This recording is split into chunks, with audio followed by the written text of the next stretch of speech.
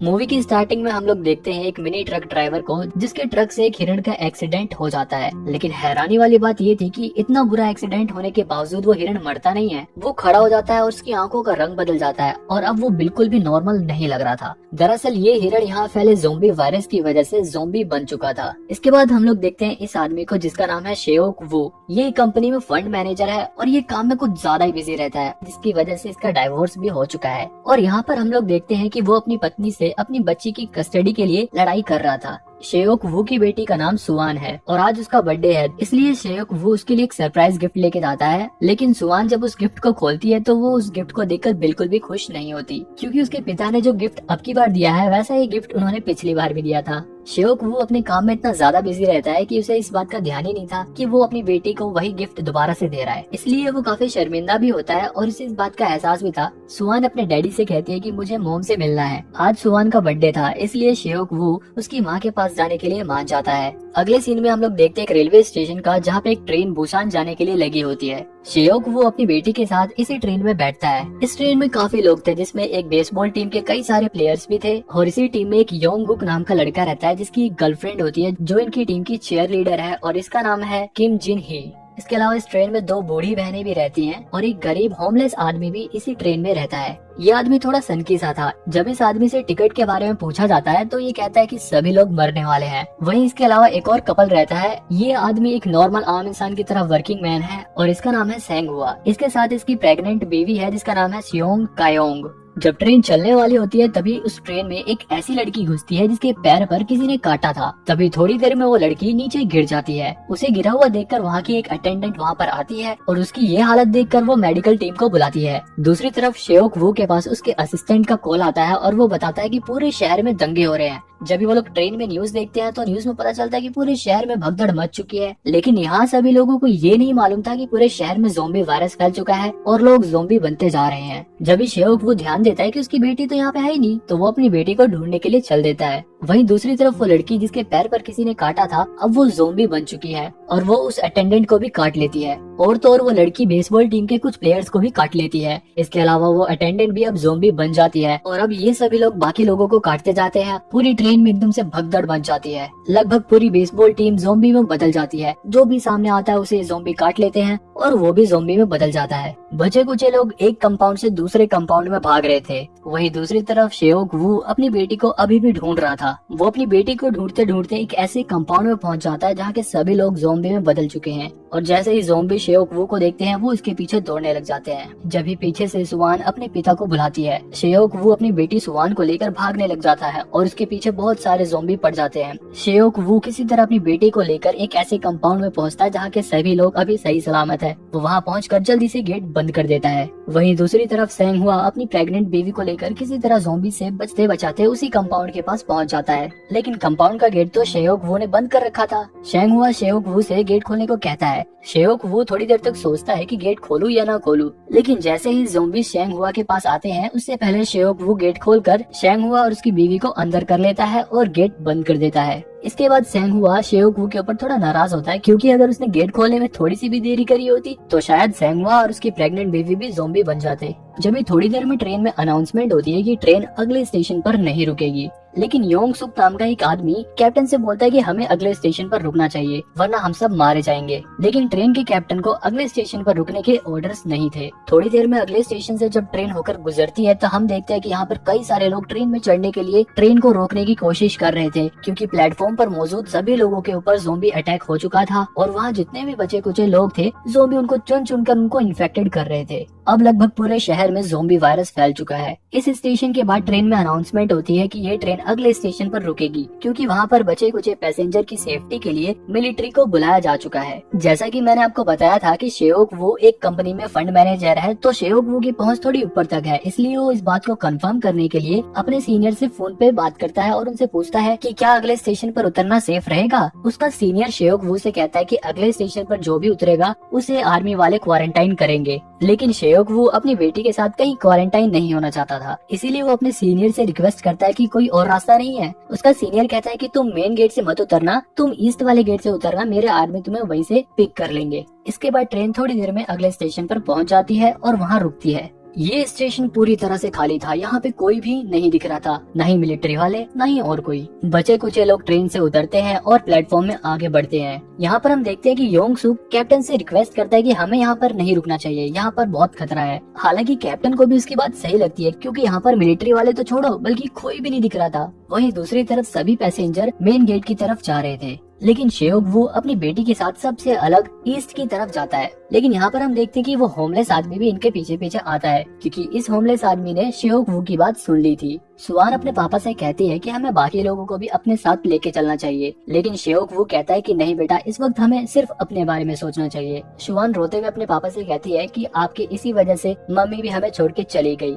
आप सिर्फ अपने बारे में सोचते हो। दूसरी तरफ सभी पैसेंजर मेन गेट की तरफ बढ़ रहे थे कि वहाँ पर हम देखते हैं कि जितने भी मिलिट्री के लोग थे वो अब ज़ॉम्बी में बदल चुके हैं। इतने सारे ज़ॉम्बी को देखकर लोगों में भगदड़ मच जाती है। कुछ लोगों को ज़ॉम्बी इन्फेक्टेड कर देते हैं और कुछ लोग उनसे अपनी जान को बचाने के लिए इधर उधर भाग रहे थे। वहीं शेओक वो चालाकी में था, लेकिन ईस्ट गेट पर उसका कोई भी आदमी उसे लेने नहीं आता, बल्कि वहाँ भी मिलिट्री वाले होते हैं और वो भी ज़ॉम्बी में बदल चुके होते हैं। शेओक वो तेजी से भागकर अपनी बेटी के पास जाता है कि जब भी उसकी बेटी के पीछे भी एक ज़ॉम्बी आ जाता है, और जैसे ही वो शुआन को इन्फेक्टेड करने वाला था कि जब भी वहाँ पर शेंगहुआ आता है और उस ज़ॉम्बी से शुआन को बचा लेता है। इसके बाद बचे कुछ लोग प्लेटफॉर्म से बाहर आ जाते हैं और प्लेटफॉर्म का गेट बंद कर देते हैं ताकि ज़ॉम्बी बाहर ना आ पाए। लेकिन कांच का गेट कब तक ज़ॉम्बी को रोक सकता था। सभी लोग भागकर वापस ट्रेन में घुसने जाते हैं कि जब भी कुछ लोग गलत गेट खोल देते हैं और ट्रेन के अंदर से भी बहुत सारे ज़ॉम्बी बाहर निकल जाते हैं। अब लोग आगे आगे और उनके पीछे पीछे ज़ॉम्बी भाग रहे थे। किसी तरह लोग बचते बचाते एक सेफ कंपाउंड में पहुंचते हैं। यहाँ पर हम देखते हैं कि वो जो दो बूढ़ी बहनें थी, उन दोनों की जान ज़ॉम्बी से बचाने के लिए एक बहन को ट्रेन अटेंडेंट दूसरे कंपाउंड में ले जाती है और उनमें से एक को वो प्रेग्नेंट औरत सुआन के साथ एक दूसरे कंपाउंड में लेकर चढ़ जाती है। जब भी उसी कंपाउंड में वो होमलेस आदमी भी चढ़ जाता है। लेकिन ये लोग जिस कंपाउंड में चढ़ते हैं उस कंपाउंड में बहुत सारे ज़ॉम्बी थे और ज़ॉम्बी से बचने के लिए ये लोग टॉयलेट में छुप जाते हैं। दूसरी तरफ योंग सूक ट्रेन अटेंडेंट को पकड़ के बोलता है कि भाई किसका वेट कर रहे हो, चलो जल्दी वरना हम लोग मर जाएंगे। लेकिन जिन्ही उनसे बोलती है कि अभी मेरे दोस्त प्लेटफॉर्म पर ही हैं, उनको आने दो तब हम चलेंगे। लेकिन योंग सूक बहुत ही मतलबी था, वो ट्रेन अटेंडेंट से लड़के ट्रेन चालू करवा लेता है। वहीं दूसरी तरफ हम लोग देखते हैं कि शेंगहुआ बाकी लोगों के साथ मिलकर उस कांच के गेट को पकड़ के रखे हुआ था ताकि ज़ॉम्बी बाहर ना आ सके। जैसे ही वो कांच का गेट टूटने वाला था वो लोग गेट छोड़ के भागने लग जाते हैं। लेकिन भागते भागते योंगुक के दोनों दोस्तों को ज़ॉम्बी इन्फेक्टेड कर देते हैं। शेंगहुआ और शेयोकवू से संभालते हैं और उसके साथ ट्रेन की तरफ जाते हैं। लेकिन यहाँ पर तो ट्रेन चल चुकी थी और इन तीनों के पीछे बहुत सारे ज़ॉम्बी भी पड़ चुके हैं। अपनी जान बचाने के लिए ये लोग किसी तरह एक खाली कंपाउंड में चढ़ जाते हैं। ट्रेन में चढ़कर योंगुक अपने दोस्त जिनही के पास कॉल करता है और उससे कहता है कि हमारे सभी दोस्त मर चुके हैं और हम कुछ बचे हुए लोग एक कंपाउंड में हैं, हम तुम्हारे कंपाउंड में आने वाले हैं। इसके बाद शेंगहुआ भी अपनी बीवी के पास फोन करता है, लेकिन उसका फोन सुआन उठाती है। सुआन उससे बताती है कि वो लोग जिस कंपाउंड में चढ़े थे उसमें ज़ॉम्बी है और उनसे बचने के लिए वो लोग एक टॉयलेट में छुपे हुए हैं और वो उन्हें बताती है कि वो कंपाउंड नंबर 13 में है। लेकिन शेंगहुआ और ये सब लोग कंपाउंड नंबर 9 में है। अब इन्हें उन तक पहुंचने के लिए 9 से 13 कंपाउंड के बीच के डब्बों को पार करके उन तक पहुंचना होगा। इसलिए ये लोग ज़ॉम्बी से लड़ने की पूरी तैयारी करते हैं और आगे बढ़ते हैं। पहले कंपाउंड में तो ये लोग बड़े जोश से लड़ते हैं और सभी ज़ॉम्बियों को मारते हुए आगे बढ़ते हैं। अगले कंपाउंड में जब ये लोग पहुँचते हैं तो वहाँ पे देखते हैं कि यहाँ पे तो बेसबॉल की पूरी टीम ज़ॉम्बी बन चुकी है। योंगुक अपने दोस्तों को ज़ॉम्बी बना हुआ देखकर एकदम शॉक हो जाता है। लेकिन शेंगहुआ और शेयोकवू उनसे लड़ने की तैयारी कर ही रहे होते हैं कि जब भी एक टनल आ जाती है और टनल की वजह से ट्रेन में अंधेरा हो जाता है। यहाँ पर ये लोग नोटिस करते हैं कि ज़ॉम्बी अंधेरे में इन्हें देख नहीं पा रहे हैं, तो ये लोग अंधेरे का फायदा उठाकर ज़ॉम्बी से चुपचाप बिना लड़े उनसे बचकर ये वाला भी कंपाउंड पार कर लेते हैं। इसके बाद अगले कंपाउंड को पार करने के लिए शेयोकवू प्लान बनाता है। वो शेंगहुआ का फोन लेता है और ज़ॉम्बियों के बीच में फेंक देता है और अपने फोन से उस फोन पर कॉल करता है और जैसे ही फोन की रिंगटोन बजती है सभी ज़ॉम्बी उस फोन के पास आ जाते हैं और अगली टनल आते ही जैसे अंधेरा होता है वो लोग अंधेरे का फायदा उठाकर साइड से चुपचाप निकल जाते हैं। अब शेयोकवू अपनी बेटी से मिलकर बहुत खुश होता है और शेंगहुआ अपनी बीवी से मिलकर भी खुश होता है। लेकिन ये लोग बाकी लोगों के पास जाते उससे पहले टनल खत्म हो जाती है और ज़ॉम्बी इन्हें देखने ही वाले होते हैं कि ये लोग भी टॉयलेट में छुप जाते हैं। इसके बाद ये लोग प्लान बनाते हैं कि अगली टनल 3 मिनट के बाद आएगी और अगली टनल आते ही हमें अंधेरे का फायदा उठाकर ये वाला कंपाउंड पार करना होगा। इसके बाद योंगुक अपने दोस्त के पास फोन करता है और उससे कहता है कि हम लोग आने वाले हैं, तुम लोग कंपाउंड का गेट खोल के रखना। जिनही बहुत खुश होती है, वो सभी लोगों से कहती है कि मेरे दोस्त आ रहे हैं, हमें उनके लिए गेट खोलना है। लेकिन योंगसुक गेट खोलने से मना कर देता है। वो कहता है कि क्या गारंटी कि वो लोग अब तक इन्फेक्टेड नहीं हुए, अगर वो लोग इन्फेक्टेड होते हैं तो वो लोग हमें भी इन्फेक्टेड कर देंगे, इसलिए हमें गेट नहीं खोलना चाहिए। बाकी लोग भी उसकी हाँ में हाँ मिलाते हैं और गेट खोलने से मना कर देते हैं। वहीं दूसरी तरफ जैसे ही टनल आती है और अंधेरा होता है, ये लोग अंधेरे का फायदा उठाकर वो कंपाउंड पार कर रहे होते हैं। लेकिन जब तक ये सभी लोग कंपाउंड पार करते, जब तक टनल खत्म हो जाती है और ज़ॉम्बी भाग के इनकी तरफ आते हैं। दूसरी तरफ योंगुक दूसरे कंपाउंड का गेट खुलवाने की कोशिश कर रहा था, लेकिन यहाँ पर योंगसुक की वजह से कोई भी गेट खोलने को राजी नहीं था। एक तरफ शियोकवू और शेंगहुआ ज़ॉम्बी को रोक के रखे हुए हैं, तो दूसरी तरफ योंगुक गेट खोलने की कोशिश कर रहा है। वहीं वो बूढ़ी औरत और वो प्रेग्नेंट औरत उस बच्चे के साथ एक जगह सहमे खड़े हैं। लेकिन दूसरे कंपाउंड में किसी भी इंसान को दया नहीं आती, वो लोग गेट नहीं खोलते हैं। लेकिन योंगुक किसी तरह उस गेट को खोल के उस कंपाउंड में घुस जाता है और बाकी लोग भी उस कंपाउंड में चले जाते हैं। लेकिन उन सभी की जान बचाने के लिए शेंगहुआ अपनी जान की परवाह नहीं करता और वो उन ज़ॉम्बी को रोके रखने के लिए वहीं पर रुक जाता है और शियोकवू से कहता है कि मेरी बीवी का ख्याल रखना। इसके बाद शियोकवू उसकी बीवी को लेकर और अपनी बच्ची को लेकर उस कंपाउंड से चला जाता है। यहाँ पर हम देखते हैं कि सभी ज़ॉम्बी गेट तोड़कर शेंगहुआ को भी मार डालते हैं। लेकिन यहाँ पर सिर्फ शेंगहुआ ही नहीं मरा था, बल्कि यहाँ पर उस बूढ़ी औरत को भी ज़ॉम्बी मार डालते हैं। दूसरे कंपाउंड में पहुंचकर शियोकवू योंगसुक के ऊपर काफी गुस्सा करता है। शियोकवू उससे कहता है कि अगर तुमने गेट सही समय पर खोल दिया होता तो आज वो बूढ़ी औरत और शेंगहुआ जिंदा होते। लेकिन योंगसुक को इससे क्या फर्क पड़ता था, वो तो उल्टा लोगों को भड़काता है कि ये लोग तो ज़ॉम्बी के पास से आए हैं, ये इन्फेक्टेड हो सकते हैं, इसलिए हमारे साथ नहीं रह सकते, इन्हें किसी और कंपाउंड में चले जाना चाहिए। बाकी लोग भी यही कहते हैं कि हाँ, इन्हें यहाँ से चले जाना चाहिए। वहीं वो बूढ़ी औरत अपनी बहन को ज़ॉम्बी बना हुआ देखकर काफी सदमे में थी। इसके बाद शियोकवू भी गुस्से में आकर उन सभी के साथ दूसरे कंपाउंड में चला जाता है और इनके साथ जिन्ही भी चली जाती है। इन सभी के जाने के बाद ये लोग उस कंपाउंड का गेट अच्छे से बंद कर देते हैं ताकि वो लोग यहाँ पर ना आ सके। यहाँ पर हम देखते हैं कि उस बूढ़ी औरत की बहन कंपाउंड के गेट को खोल देती है, क्योंकि उसकी बहन के ज़ॉम्बी बनने के कारण यही लोग थे। गेट खुलते ही सभी ज़ॉम्बी उस कंपाउंड में घुस जाते हैं